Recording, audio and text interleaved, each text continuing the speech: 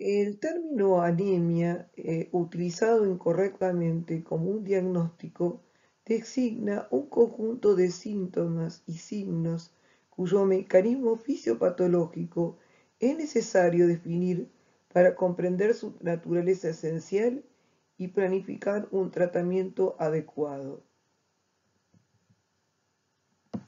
Según el enfoque fisiopatológico que recién comentamos, se podría definir la anemia como una masa eritrocitaria insuficiente para poder transportar el oxígeno a los tejidos periféricos de manera adecuada, así como también esto se expresa en una disminución de los niveles normales de hemoglobina. Existen tres parámetros para establecer su presencia. La hemoglobina, que es el dato principal que nos determina realmente la anemia, como dijimos en la definición precedente, en la cual, según la Organización Mundial de la Salud, se considera una hemoglobina menor a 12 gramos, con una hemoglobina baja, y por lo tanto hablamos de anemia en mujeres menor de 12 y en los hombres menor de 13. En cuanto al hematocrito, es el porcentaje que ocupa la fracción sólida de una muestra de sangre anticoagulada al separarse de su fase líquida, plasma. Está determinado casi enteramente por el volumen que ocupan los glóbulos rojos, también llamados hematíes o eritrocitos, y los valores medios varían en hombres y en mujeres, 41 y 53% en hombres y en 36 al 46% de las mujeres. Esta diferencia radica en que el hombre tiene mayor musculatura y por ende mayor necesidad de oxígeno. Esas cifras pueden cambiar de acuerdo con diferentes factores fisiológicos, como la edad, la condición física del sujeto, también la situación fisiológica en que se encuentra, el embarazo, también la altitud, la postura y el tabaquismo. Con respecto a la concentración de eritrocitos, no es tan fiable como los otros parámetros, pero también puede tomarse como referencia para la anemia. Aunque realmente, por definición, lo que realmente, valga la redundancia, define la anemia es la concentración de hemoglobina que tiene el eritrocito.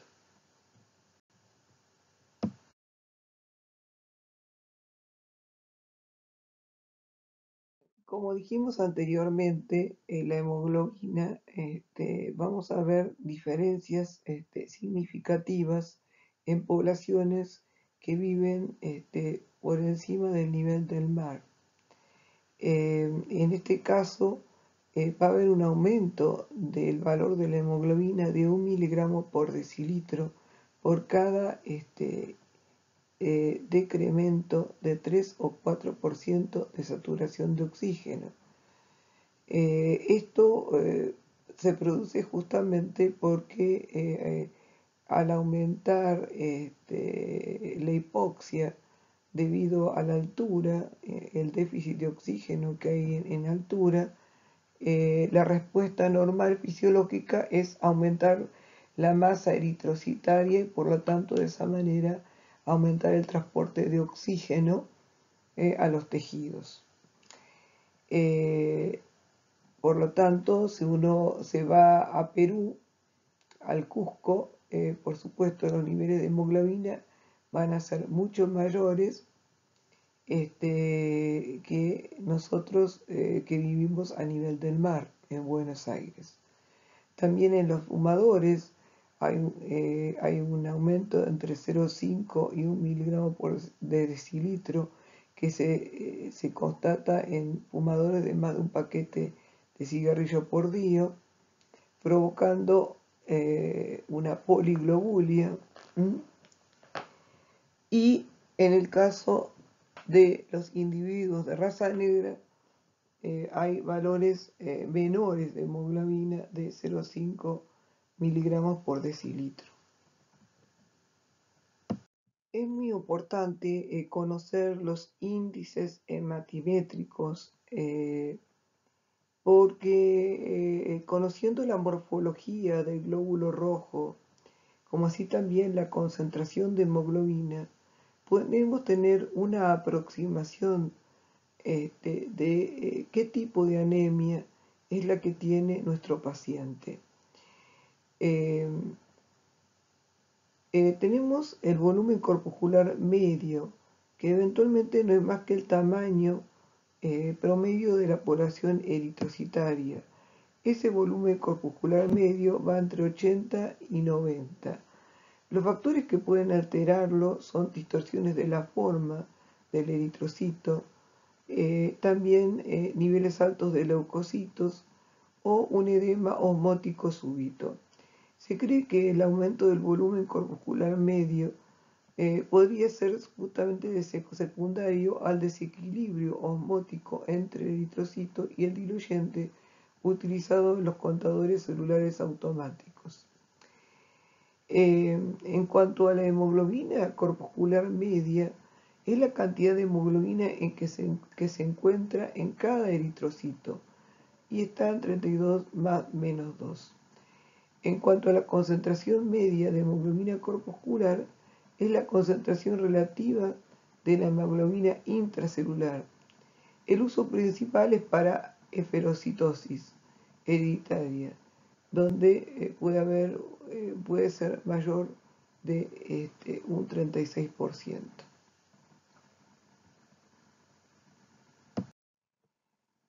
La amplitud de distribución eritrocitaria expresa la presencia de nisocitosis.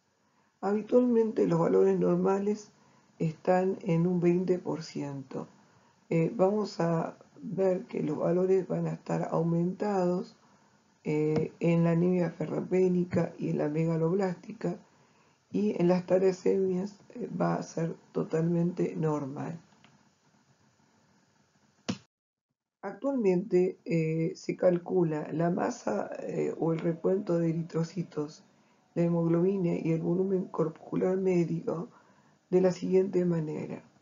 En el caso del hematocrito es el volumen corpuscular medio por concentración de recuento de eritrocitos.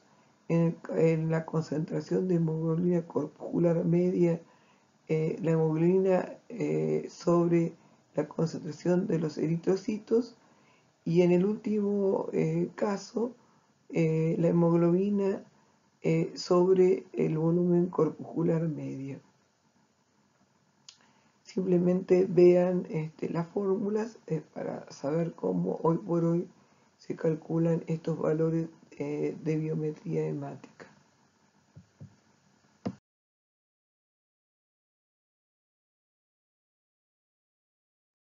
La sintomatología que puede presentar el enfermo con anemia puede ser muy variada, dependiendo fundamentalmente del proceso etiológico y también de la velocidad de instauración. Una hemorragia masiva desencadenará un cuadro de disnea, palidez intensa, taquicardia y shock, pudiendo acabar con la vida del enfermo en muy poco tiempo. Mientras que pequeños sangrados de manera crónica por ingesta de AINES, hernia de hiato, hemorroides, pueden instaurarse progresivamente y ser muy bien tolerados por los enfermos, que tan solo mostrarán una astenia moderada pero progresiva y una intolerancia al esfuerzo.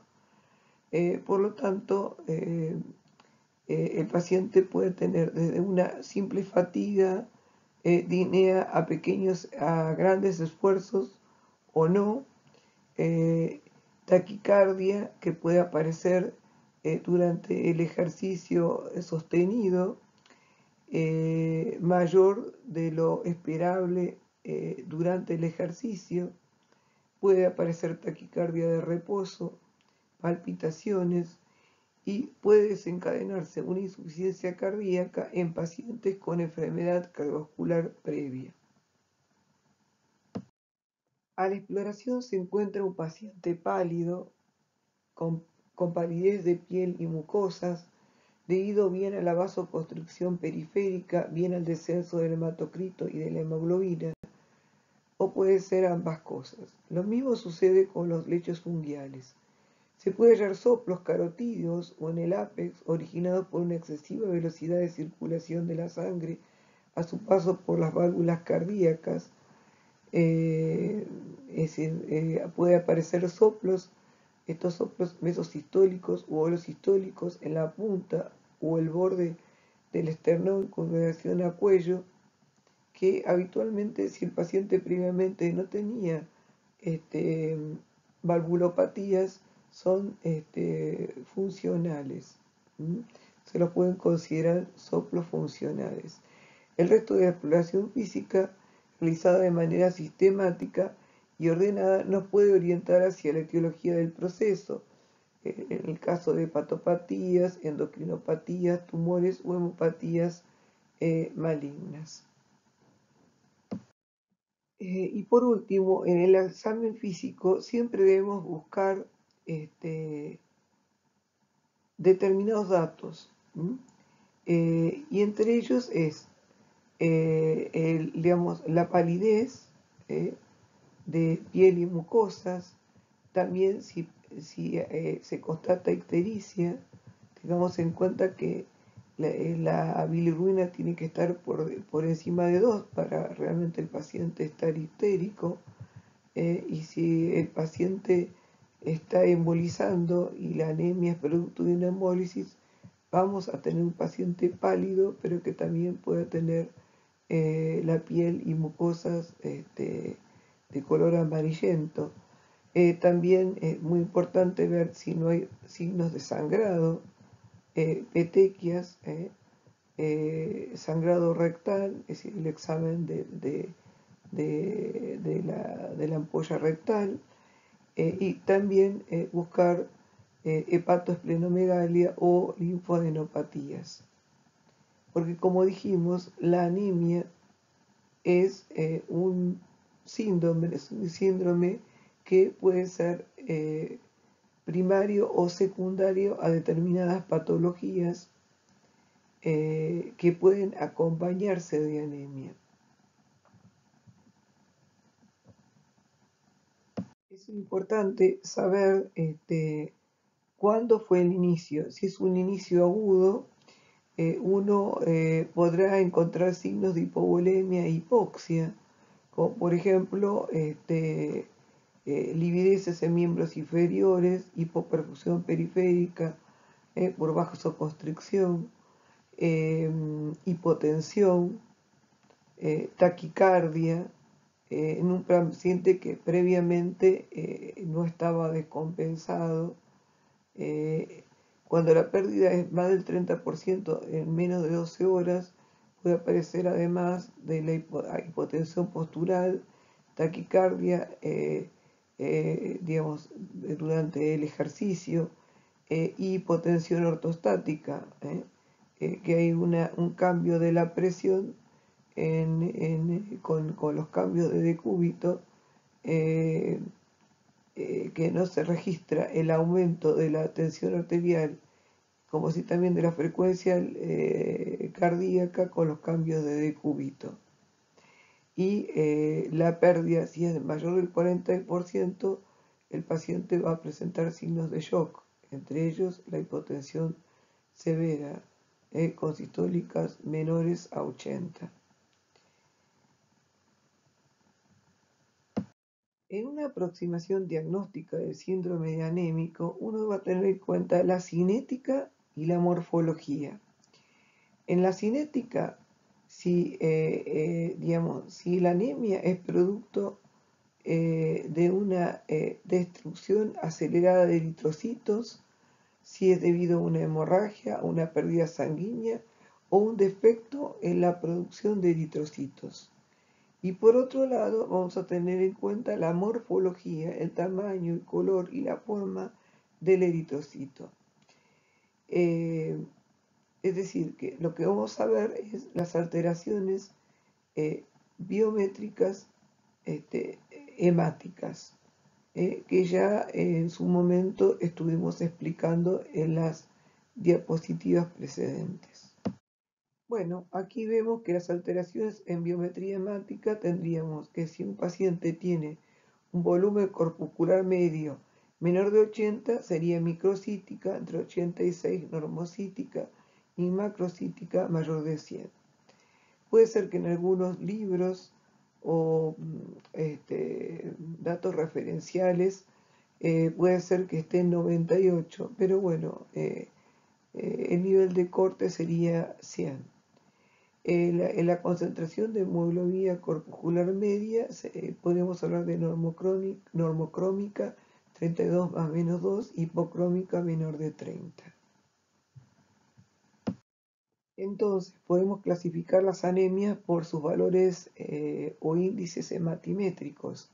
Entonces podemos tener una anemia que sea microcítica hipocrómica, en la cual el volumen corpuscular medio y la concentración de corpuscular de hemoglobina va a estar disminuida. En el caso de la normocítica normocrómica va a estar normal, y la macrocítica vamos a ver que el volumen corpuscular medio va a estar aumentada, pero la concentración de hemoglobina corpuscular media va a estar absolutamente normal.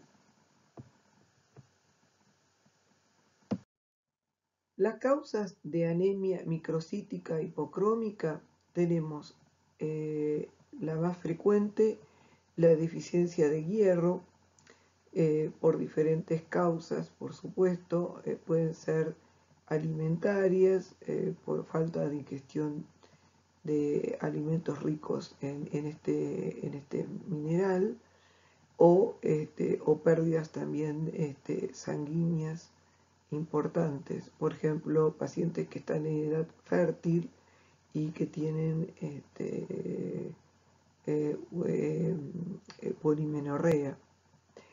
En el caso de las talasemias hay un déficit en la síntesis de la hemoglobina.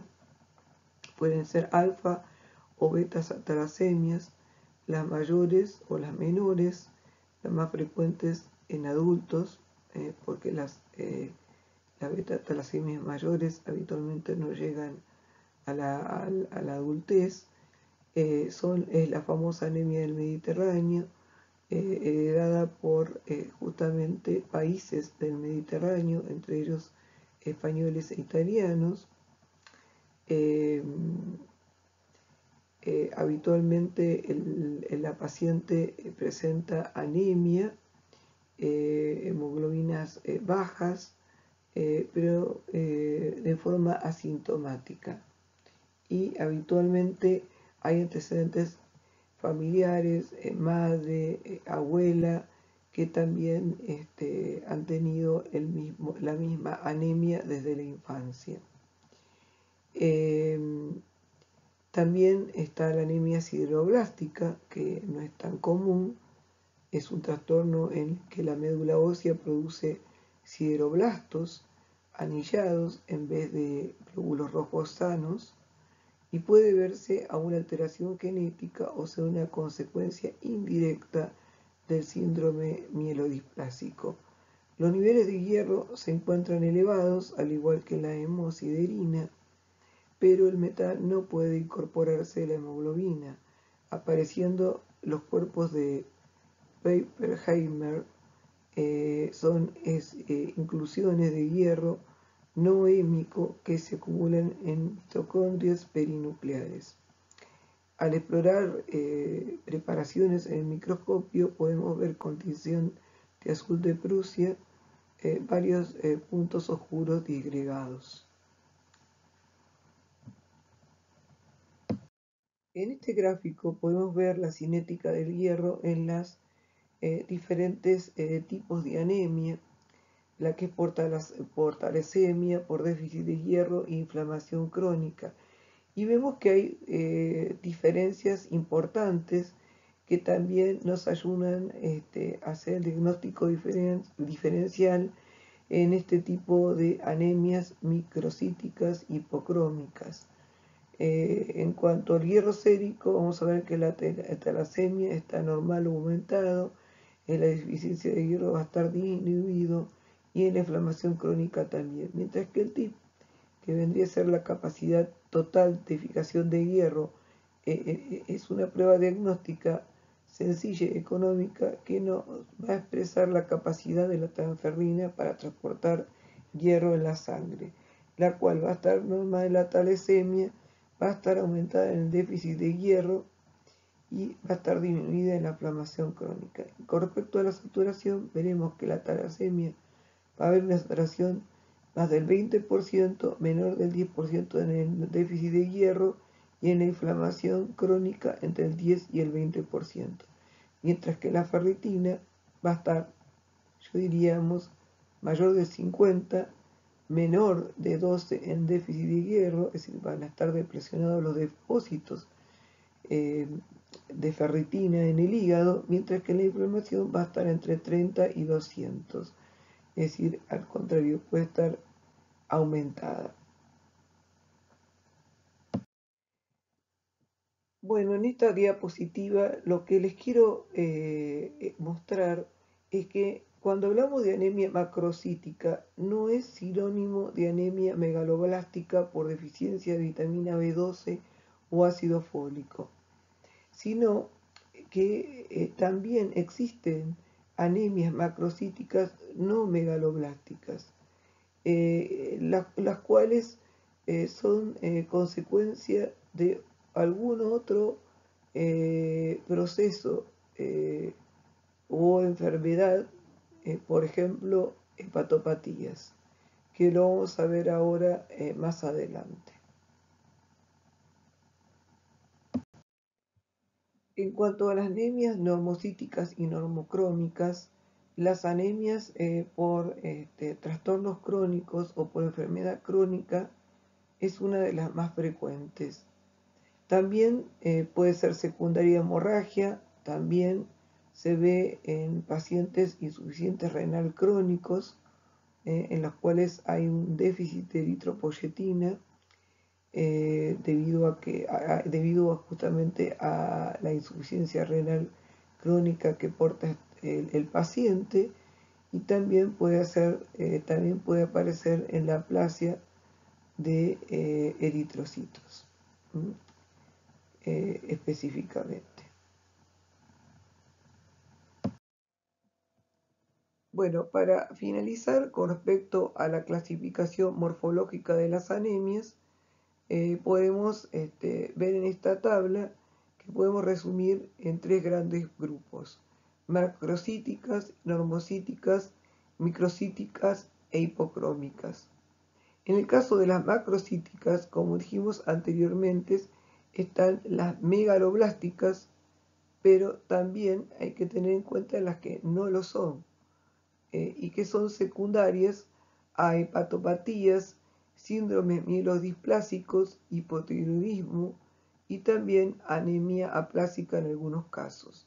En el caso de las normocíticas, tenemos las anemias de las enfermedades crónicas y también, en la mayoría de los casos, las anemias aplásicas. En el caso de la anemia hemolítica no esferocítica, podemos decir que la beta-talasemia también puede presentarse como una anemia normocítica normocrómica, aunque lo más común es que se presente como una microcítica e hipocrómica. Las demás causas de anemia microcítica ya la hemos descrito anteriormente. Acá simplemente recordar que un reticulocito no es más que un eritrocito joven que contiene el RNA ribosómico residual y que puede teñirse con azul de metileno. Dura 24 horas en circulación en esta forma, y es muy importante el recuento de reticulocitos porque nos da la pauta o una idea de cómo se encuentra la producción de eritrocitos. Cuando los reticulocitos disminuyen es porque realmente hay algún problema en la producción de los eritrocitos.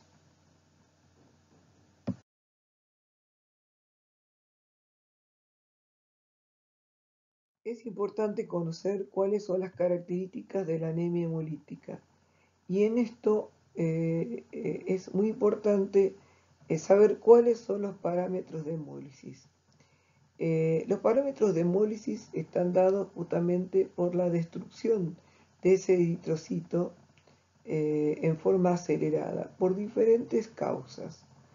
Entre ellas puede ser un déficit de la síntesis de hemoglobina, como se ve en las beta-talasemias, o puede tener otras, o por traumatismo protésico en los pacientes que tienen válvulas protésicas mecánicas cardíacas, en la cual se produce hemólisis secundario al trauma que se produce cuando el glóbulo rojo atraviesa la válvula cardíaca. ¿Y cuáles son los parámetros de hemólisis? La bilirrubina indirecta elevada, la LDH elevada, los niveles de lactoglobulina bajos. Tengan en cuenta que la lactoglobulina es una transportadora, la cual puede estar ausente o disminuida. Y en el caso de la hemólisis, cuando es intravascular, la hemoglobinuria y la hemoglobinemia están presentes, como así también la hemosiderina urinaria. Podemos clasificar las anemias desde el punto de vista funcional y tenemos dos grandes grupos. Aquellas anemias que tienen eritropoyesis eficiente o eficaz y aquellas que tienen eritropoyesis ineficientes o ineficaz. En el primer caso, los niveles del índice de producción de reticulocitos pueden estar 3 veces mayor que lo normal, como lo podemos ver en las anemias secundarias a hemorragia o a hemólisis. En este caso nos puede servir de gran ayuda solicitar los parámetros de hemólisis, entre los cuales está la bilirrubina indirecta y la LDH. En el caso de la eritropoyesis ineficiente o ineficaz, vamos a ver que el índice de producción de reticulocitos va a ser menor de 1. De las múltiples clasificaciones de las anemias, según su patología, como vemos en este cuadro, no existe ninguna del todo satisfactoria. Y aparte de la clasificación morfológica que vimos anteriormente, merece la pena destacar por su utilidad la distinción de dos tipos de anemia, según exista o no la capacidad medular para la respuesta ante un déficit de hemoglobina. Como vemos en el cuadro, las anemias regenerativas o periféricas, en este caso, la médula tiene capacidad de respuesta e incluso inclusive puede estar aumentada, lo que suele ocurrir cuando hay un aumento de la destrucción eritrocitaria o una hemorragia aguda. En cambio, en las anemias arregenerativas o centrales no existe la posibilidad de respuesta medular, ya sea por fallo intrínseco de la médula ósea o por la falta de factores necesarios para la producción eritrocitaria. Esta capacidad regenerativa de la médula puede verse reflejada en sangre mediante la determinación del número de reticulocitos en sangre periférica. En las anemias regenerativas aparecerán cifras normales de reticulocitos o superiores a las normales, mayor del 2%, mientras que las arregenerativas las cifras serán inferiores a las normales, menor del 2%. En cuanto al frotis sanguíneo, podemos observar forma, macrocitosis o microcitosis, también anisocitosis, es decir, glóbulos rojos de diferentes formas, o glóbulos rojos fragmentados. Eso nos puede dar una idea, por ejemplo, en pacientes que tienen hemólisis, podemos tener un frotis en la cual tenemos anisocitosis. Eh, eh, También podemos ver determinadas características de los glóbulos rojos, como por ejemplo en el caso de la deformación del glóbulo rojo, como eh, la esferocitosis. El tamaño normal de un glóbulo es igual al núcleo de un linfocito, y la palidez central es de 1/3 al medio de este.